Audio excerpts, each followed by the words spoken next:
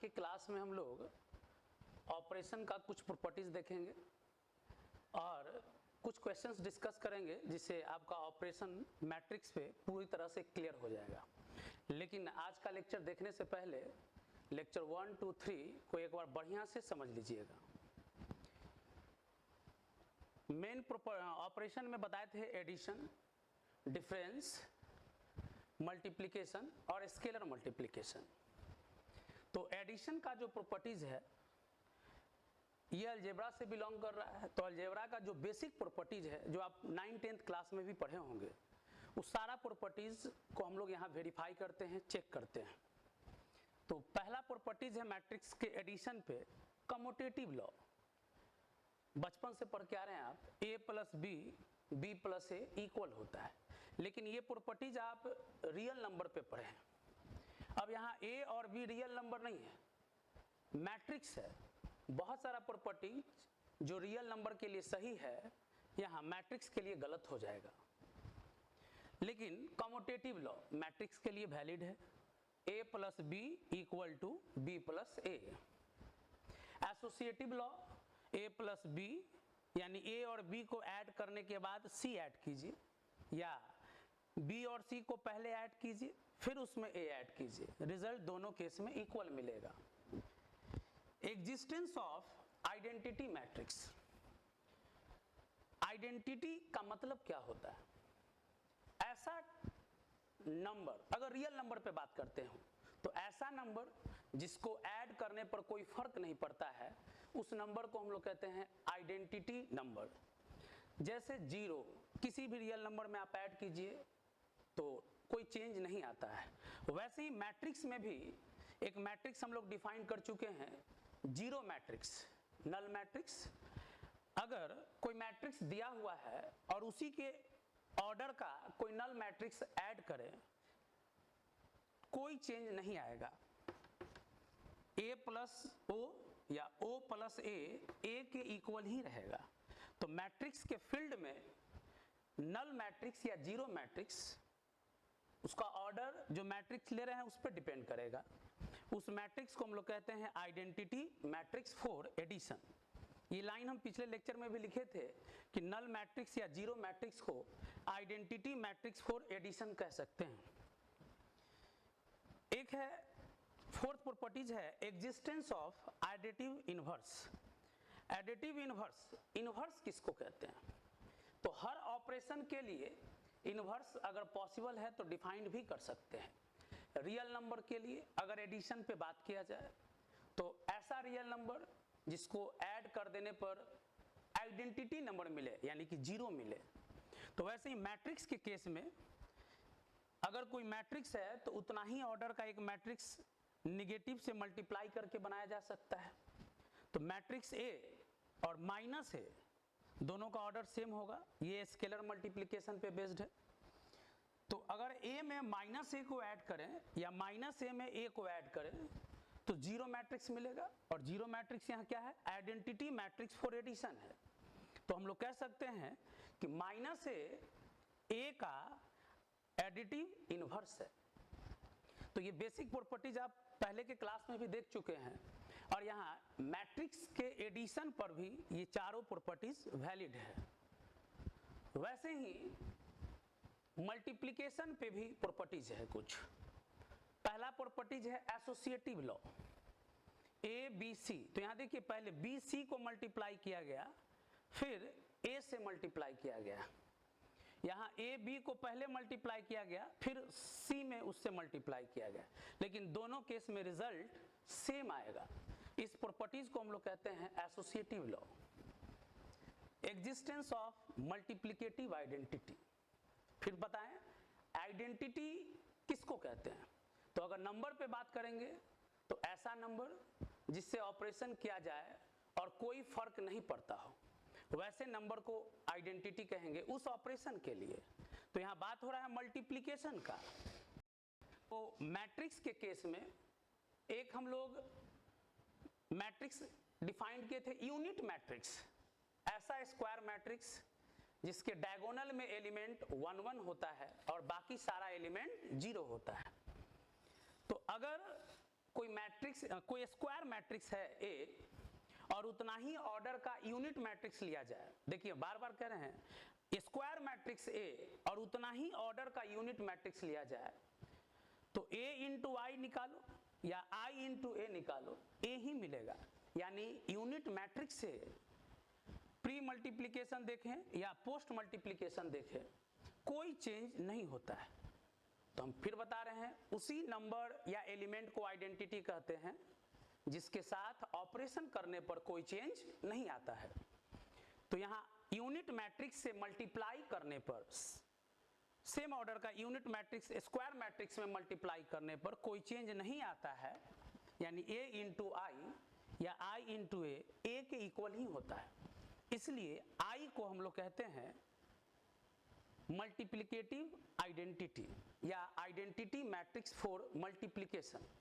ये भी नाम हम पिछले लेक्चर में दिए थे यूनिट मैट्रिक्स को। नेक्स्ट है multiplication on matrices may not be commutative. अब देखे होंगे कि यहाँ पहला प्रॉपर्टीज कम्यूटेटिव लॉ लिखे थे, लेकिन यहाँ हम कम्यूटेटिव को लास्ट में डिस्कस कर रहे हैं, क्योंकि मल्टीप्लिकेशन मैट्रिक्स पे कम्यूटेटिव नहीं होता है। आप रियल नंबर पे मल्टीप्लिकेशन 1 इंटू 2 या 2 इंटू 1 2 लिखते हैं, तो रियल नंबर पे मल्टीप्लिकेशन कम्यूटेटिव है, लेकिन मैट्रिक्स के केस में मल्टीप्लिकेशन कम्यूटेटिव नहीं होता है। a into B, B into A equal नहीं होता है। हाँ, कुछ पार्टिकुलर मैट्रिक्स के केस में इक्वल हो भी सकता है, लेकिन जनरल पे बात कर रहे हैं हम लोग कि a into B not equal to B into A होगा। इसको समझने के लिए हम एक एग्जाम्पल यहाँ कंसीडर कर रहे हैं। सपोज a का ऑर्डर 3 क्रॉस 2 लेते हैं और b का ऑर्डर 2 क्रॉस 3 लेते हैं। अब ऑर्डर ऑफ ए बी लिखना चाहते हैं हम, तो ऑर्डर ऑफ ए बी, तो पहले a का ऑर्डर क्या है यहाँ 3 क्रॉस 2, b का ऑर्डर क्या है 2 क्रॉस 3। तो ए बी का ऑर्डर बता चुके थे कि ये मैच करना चाहिए, तो ए बी का ऑर्डर क्या आएगा 3 क्रॉस 3। यानी आप जब a और b को मल्टीप्लाई करेंगे तो उसका ऑर्डर क्या आने जा रहा है 3 क्रॉस 3। अब इसी तरह से जरा b इंटू ए का ऑर्डर देखते हैं, तो b का ऑर्डर क्या है हम लोग के पास 2 क्रॉस 3 और a का ऑर्डर है 3 क्रॉस 2। ये मैच कर रहा है, यानी मल्टीप्लिकेशन होगा यहाँ भी। लेकिन b इंटू ए का जो ऑर्डर मिलेगा आप देख सकते हैं 2/2 मिलेगा। तो देखिए a और b अगर हम 3 क्रॉस 2 और 2 क्रॉस 3 ऑर्डर का मैट्रिक्स लेते हैं, तो a इंटू बी का ऑर्डर क्या मिलेगा 3 क्रॉस 3 और b इंटू ए का ऑर्डर क्या मिल रहा है 2 क्रॉस 2। तो हम पहले भी बताए हैं कि दो मैट्रिक्स इक्वल कब होता है, जब दोनों का ऑर्डर सेम हो, कॉरस्पॉन्डिंग एलिमेंट भी सेम हो। तो यहाँ ऑर्डर ही सेम नहीं है, तो जब दो मैट्रिक्स का ऑर्डर ही सेम नहीं है तो दोनों मैट्रिक्स इक्वल नहीं होगा। तो हम लोग कह सकते हैं कि A B not equal to B A, यानी मल्टीप्लिकेशन मैट्रिक्स में कम्यूटेटिव नहीं होता है। अब आप बचपन से एक फॉर्मूला पढ़ के आ रहे हैं a प्लस बी का होल स्क्वायर। कोई पूछता है आप बता देते हैं a square plus 2ab plus B square. याद रखिएगा ये फॉर्मूला तभी बोलना है जब मल्टीप्लिकेशन कम्यूटेटिव होता है, क्योंकि 2ab लिखते समय ab और ba को ऐड किया गया है, क्योंकि दोनों इक्वल होता है रियल नंबर के केस में या जहां मल्टीप्लिकेशन कम्यूटेटिव होता है। मैट्रिक्स के केस में मल्टीप्लिकेशन कम्यूटेटिव नहीं होता है, इसलिए कभी भी अगर मैट्रिक्स पे वर्क कर रहे हो और मल्टीप्लिकेशन आ जाए तो वहाँ ए बी और बी ए को इक्वल नहीं ले सकते हैं जब तक कि दिया हुआ ना हो कि मैट्रिक्स ये कम्यूटेटिव लॉ को मल्टीप्लिकेशन पे फॉलो कर रहा है या नहीं। अब मैट्रिक्स में कभी अगर लिख दे a प्लस बी का होल स्क्वायर, सपोज इस तरह से लिख दे a प्लस बी का होल स्क्वायर, तो आप ये नहीं यहाँ लिखिएगा a square plus 2ab plus B square. आपको यहाँ लिखना होगा a square plus ab plus B A plus B square. A plus B का होल स्क्वायर मैट्रिक्स के केस में अगर कहीं यूज करना हो, अगर आप एक्सरसाइज बनाइएगा तो कुछ क्वेश्चंस में यूज होंगे। तो ए प्लस बी का होल स्क्वायर हम लोग क्या यूज करेंगे, A square plus A B plus B A plus B square, ध्यान रखिएगा। तो ये कुछ बेसिक ऑपरेशन का प्रॉपर्टीज है। अगर आप एक्सरसाइज बनाइएगा तो उसमें ये सारे प्रॉपर्टीज का वेरिफिकेशन दिया हुआ है।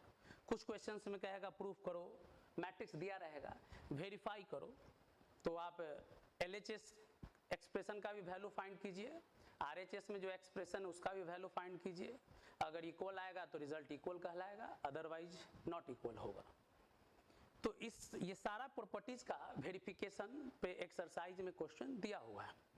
इसके बाद अभी हम लोग अब कुछ क्वेश्चन डिस्कस करेंगे जिसमें जितना भी मैट्रिक्स का जो बेसिक अभी तक पढ़े हैं उस पे क्वेश्चन बताएंगे ताकि क्लियर हो जाए। नोट कर लीजिए।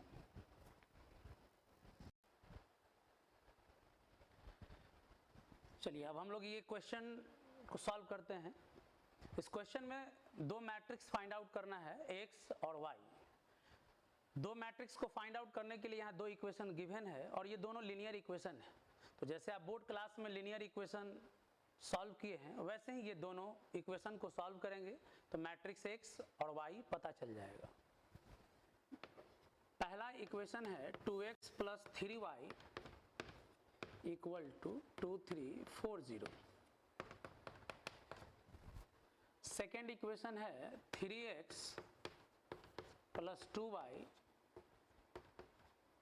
Equal to, second equation. अब एलिमिनेशन मेथड में अगर x पता करना है तो y का कोफिशिएंट इक्वेट कर देते हैं। तो y का कोफिशिएंट इक्वेट करने के लिए फर्स्ट इक्वेशन में 2 से मल्टीप्लाई करना होगा और सेकेंड इक्वेशन में 3 से मल्टीप्लाई करना होगा। चलिए 2 से मल्टीप्लाई कीजिए, 4x 6y 4 6 8 0। इक्वेशन 2 में 3 से मल्टीप्लाई करना है तो 9x 6y 6 माइनस 6 माइनस 3 15। दोनों का यहाँ साइन सेम है तो साइन चेंज कर देंगे तो कैंसिल होगा। 6y कैंसिल हो गया, 4x minus 9x minus 5x। पहला मैट्रिक्स है 4 6 8 0 माइनस दूसरा मैट्रिक्स है 6 माइनस 6 3 50।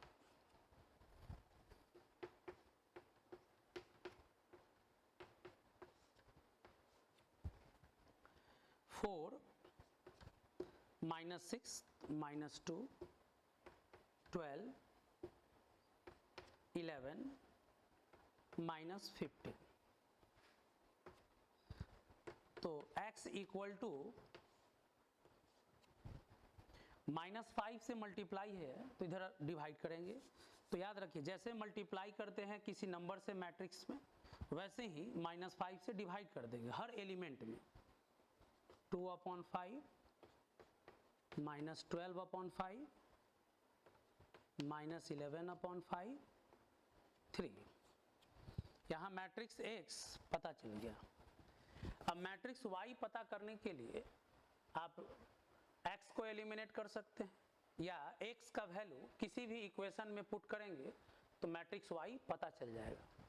चलिए एक बार y निकालने के लिए फिर x को एलिमिनेट करते हैं। तो x को जब एलिमिनेट करना है तो x का कोफिशिएंट इक्वल करेंगे। तो यहाँ 2 है और यहाँ नीचे 3 है तो ऊपर में 3 से मल्टीप्लाई हो जाएगा तो 6x हो जाएगा और नीचे में अगर 2 से मल्टीप्लाई करते हैं तो 6x हो जाएगा। तो 3 से मल्टीप्लाई करना है तो 6x प्लस 9y, 3 से मल्टीप्लाई करना है। देखिए मैट्रिक्स में मल्टीप्लाई कर रहे हैं तो हर एलिमेंट में मल्टीप्लाई करना होगा। 6 9 12 0। सेकेंड इक्वेशन में 2 से मल्टीप्लाई हो रहा है तो 6x प्लस 4y। नंबर 2 से हर एलिमेंट में मल्टीप्लाई होगा 4 माइनस 4 माइनस 2 साइन अपोजिट करने के लिए चेंज करना होगा। 6x कैंसिल हो जाएगा, 5y 2 या अगले स्टेप में माइनस करेंगे,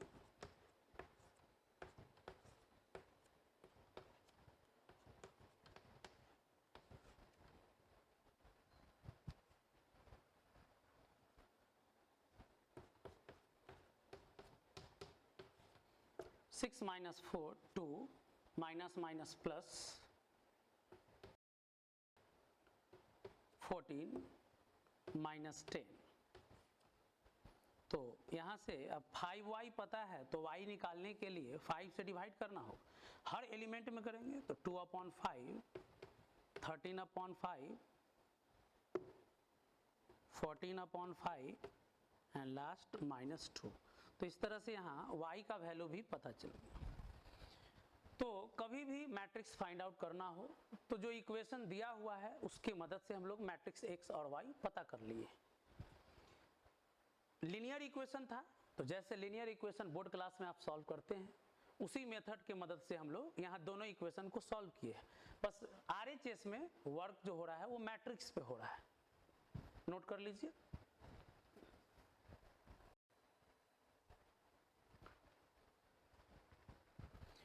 अगला क्वेश्चन है, फंक्शन x दिया हुआ है मैट्रिक्स के फॉर्म में और कहता है कि प्रूफ कीजिए fx into F Y equal to F X plus Y. तो यहाँ पे हम लोग पहले LHS लेकर चलते हैं।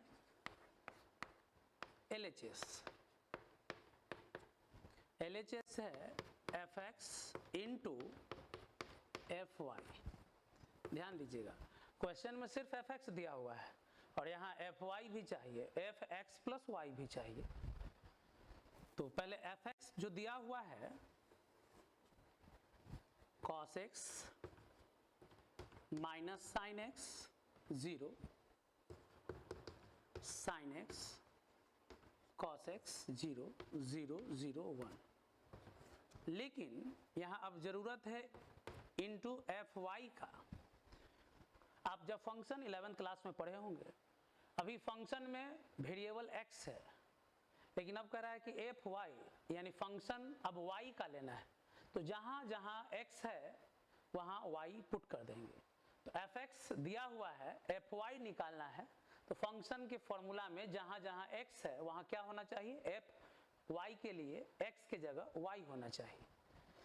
तो cos y हो जाएगा यहाँ minus sine y 0 sine y cos y 0 0 0 1, यानी जहां x था वहां y पुट कर दिए।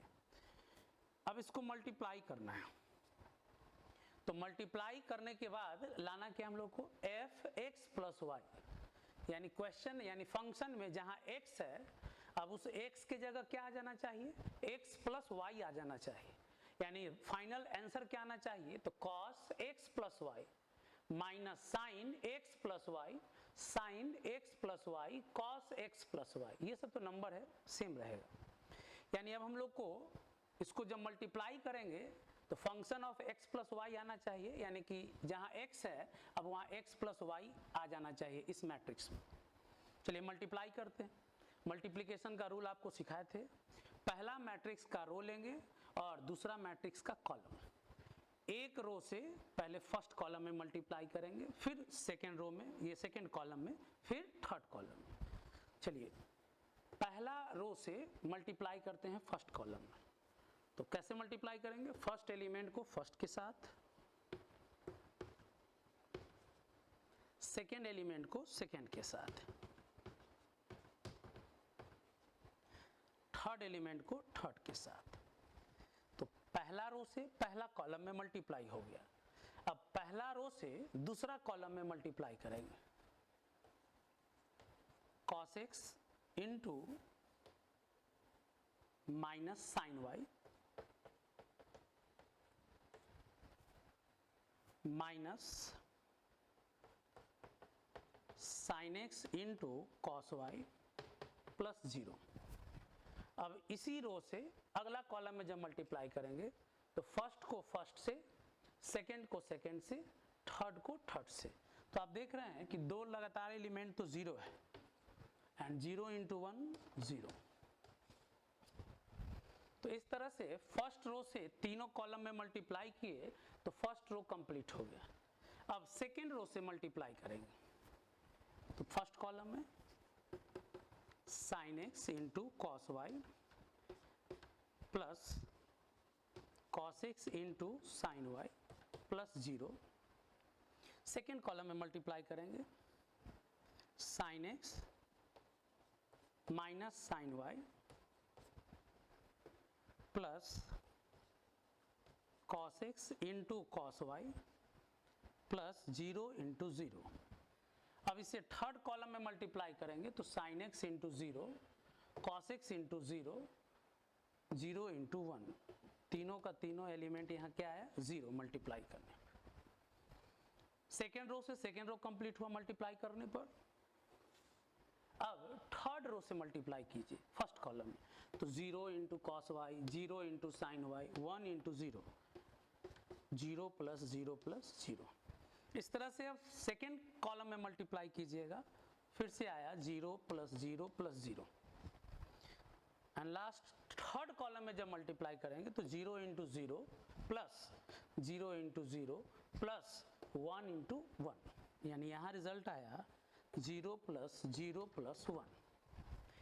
अगर आप इसको कैलकुलेट करते हैं तो रिजल्ट को ध्यान से देखिए, ये 0 हो गया।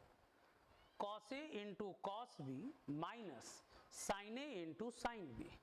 एक्चुअली में ये cos a + b के फॉर्मूला पे सेट है, इसलिए हम लोग इसको लिखेंगे cos x + y, cos a × cos b minus sin a × sin b।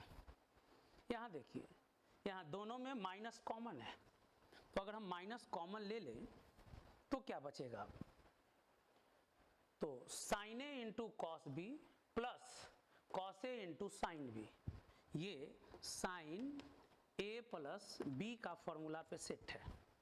sin a × cos b plus cos a × sin b, sin a + b के फॉर्मूला पे सेट है। माइनस यहाँ कॉमन ले चुके हैं बाहर, ये तो 0 हो गया।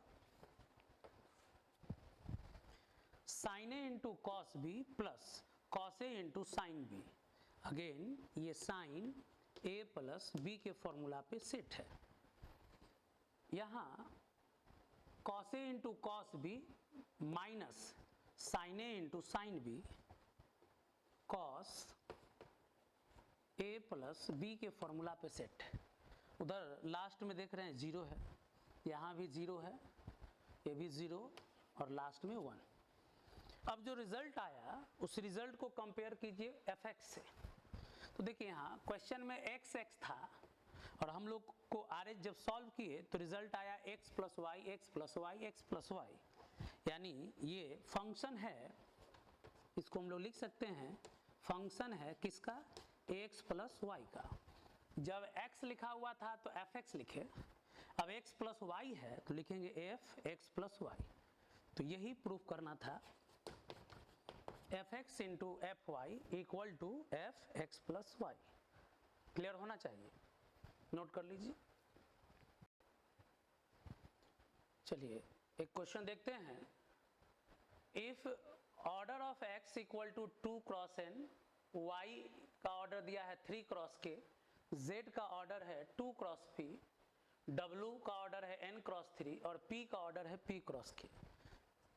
5 मैट्रिसेस हैं और सबका ऑर्डर दिया हुआ, और क्वेश्चन कहता है choose the correct answer such that py + wy will be defined. यानी कि यहाँ रिलेशन अगर आप देख रहे होंगे ऑप्शन में, तो k p या n में रिलेशन दिया हुआ है, उसका वैल्यू दिया हुआ है। तो ये वैल्यू किसके लिए पूछा है, तो यहाँ एक कंडीशन है कि py + wy डिफाइंड होना चाहिए। तो हम पहले भी बताएं कि दो मैट्रिक्स को तभी ऐड कर सकते हैं जब दोनों का ऑर्डर सेम हो। मल्टीप्लाई करने के लिए भी कंडीशन है कि फर्स्ट मैट्रिक्स में जितना कॉलम है सेकंड मैट्रिक्स में उतना ही रो होना चाहिए। तो ये ऑब्जेक्टिव क्वेश्चन है, तो इसको थोड़ा ट्रिकी बनाएंगे हम लोग। py + wy के बारे में लिखा है कि डिफाइंड है, तो यहाँ राइट मल्टीप्लिकेशन में y मैट्रिक्स लिया गया है, तो हम लोग डिस्ट्रीब्यूटिव लॉ यूज कर सकते हैं। यहाँ पर p plus W into Y लिख सकते हैं। y राइट मल्टीप्लिकेशन में है तो y को कॉमन ले लिए, तो p प्लस डब्लू वाई। अब ये प्रोडक्ट तभी डिफाइंड होगा जब p प्लस डब्लू डिफाइंड होगा। p प्लस डब्लू कब डिफाइंड होगा? जब दोनों मैट्रिक्स का ऑर्डर सेम होगा, यानी order of p equal to order of w। तो यहाँ p का ऑर्डर देखिए क्या दिया हुआ है, तो p का ऑर्डर है p क्रॉस k और w का ऑर्डर है n क्रॉस 3। अब यहाँ कंपेयर कीजिएगा तो p इक्वल होना चाहिए n के और k का वैल्यू 3 के इक्वल होना चाहिए। देखिए कौन सा ऑप्शन है, यहाँ देखिए p इक्वल टू n और k इक्वल टू 3, यानी पहला ऑप्शन है जिसके लिए py प्लस wy डिफाइंड होगा। अगर आप एक आध बुक में देखिएगा तो इसी स्टेटमेंट पर और भी क्वेश्चन दिया हुआ है, तो उसमें ये क्वेश्चन बढ़िया था इसलिए क्वेश्चन बता दिए हैं। बाकी क्वेश्चन आप खुद से भी कर सकते हैं, एकदम इजी है।